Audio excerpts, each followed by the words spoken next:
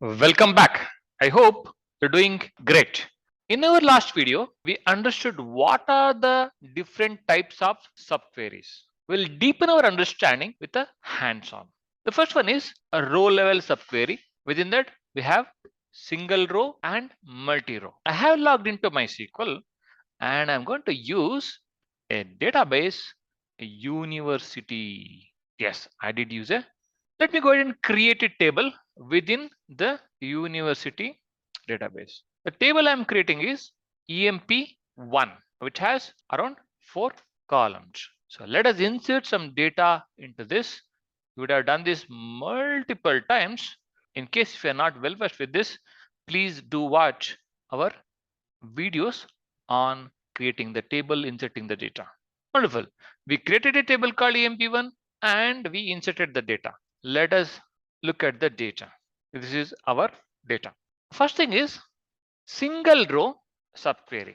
How does it work? If you see here, I have created a query where I'm trying to choose the maximum salary as a part of the subquery. This is the subquery.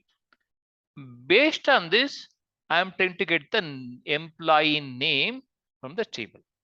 So the result would be Jones. This is a single row subquery. The output would have single row. Whenever we have a single row subquery, the comparison operator will be equals.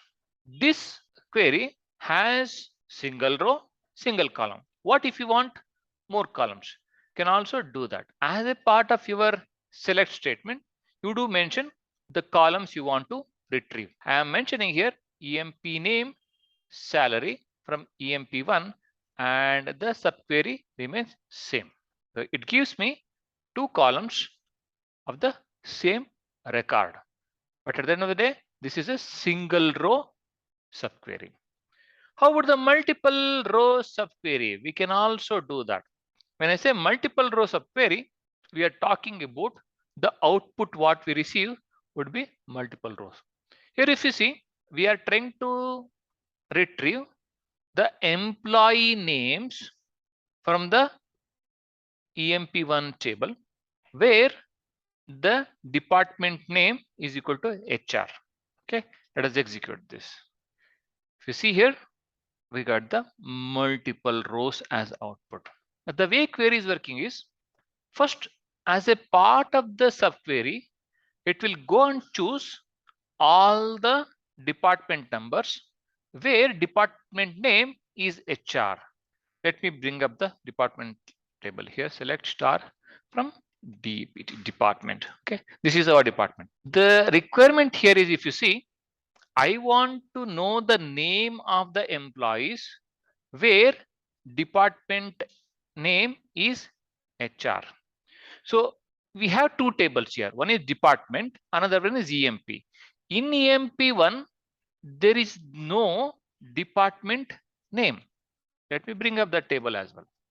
There is no department name in the EMP table, but there is a department name in department table.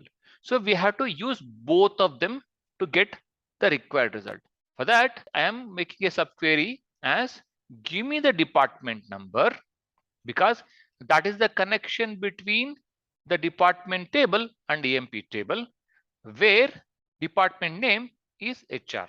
So this will give all the department numbers where department name is HR, and that will be passed on to this main query. From the main query, whatever the department numbers passed on by a subquery, EMP, that will be compared to the records in a EMP1 table, and only those names which are matching these department numbers are included as a part of the result. Let me run that again. If you see the results, Raju and Pragati are from HR department. So this is a multi-row subquery. What if I want multi-row, multi-column? You can do that. You can modify the same query and select the 2 columns. So this gives a result where you have a more than 1 column and more than 1 row. So it's a multi-row and multi-column. The next thing is, how does the multiple column subqueries work? Very simple. What I'm doing here is, I am trying to include subquery directly as a part of the select statement. In all the previous queries, if you see, subqueries are there in a where class. And obviously that is there as a part of the select query. Here we are directly including the subquery as a part of the select statement. This will result in multiple columns. So we want to know which is the highest salary in the company and compare that with the each individual's salary. So that is a requirement that can be achieved by including the subquery as a part of the select statement itself. We'll take one more example. Here the subquery, we are choosing a department where salary should be between 1000 and 3000 and department number should be between 10 and 20. This gives a multi-column and multi-row results. Awesome. We understood how the subqueries work as a part of the hands-on. Please do practice. Thank you.